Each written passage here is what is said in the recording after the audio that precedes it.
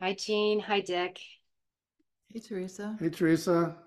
So I am just so grateful that you are willing to be a part of this conference this year. And when I recently got involved with Jean and doing work with eating disorders and IFS, and then talking to the two of you, it's like, would you be interested in doing this? And this is why it's important for me to bring all of this learning and expertise to Evansville, Indiana. So what this has turned into is not just like a great opportunity, like, and I really believe a once in a lifetime opportunity to hear you speak live and to train and to teach, but to bring together all of these amazing experts from the IFS world and the eating disorder world for this 2 day kind of get together, both in person and then, virtually as well.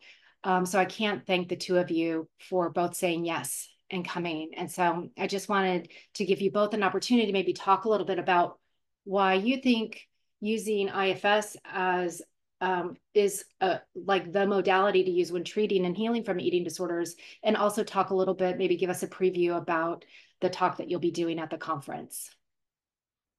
Well, thank you, Teresa. And, you know, part of it is that I miss you and don't get to see you very often. So Mm-hmm.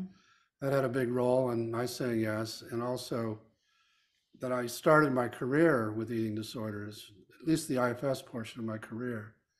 And those clients taught me the model basically in the beginning. So I feel a great debt that I owe the eating disorder world and Mm-hmm.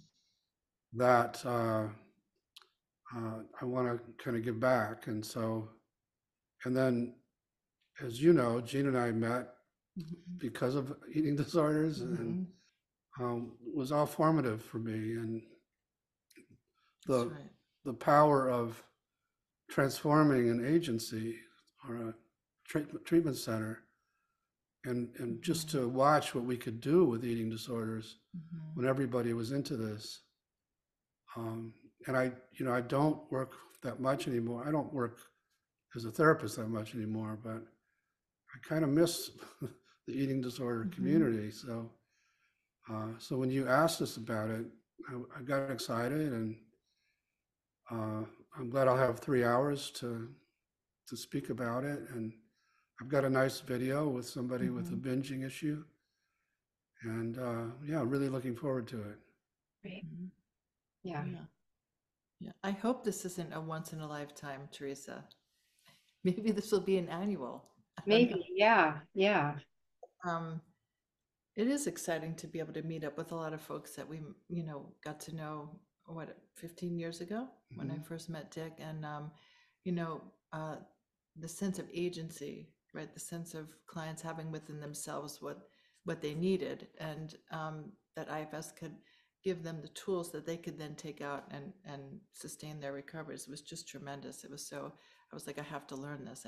I have to see how my clients are doing this. And so that is what brought us together. But it's really just been unbelievable, the impact. And so I'm really glad to reconnect with you and to do work together with you. And when you were talking about your own recovery and the messages you got, like I think my talk is going to be about unburdening therapists or the clinicians, um, parts to help facilitate the client's unburdening of the parts who carry extreme beliefs about food and bodies. And really, IFS allows people to really get curious instead of feeling shame, and to start to notice some of those limiting beliefs, like people who say, oh, there's never any total recovery, from an eating disorder, or I'm always going to feel some amount of shame.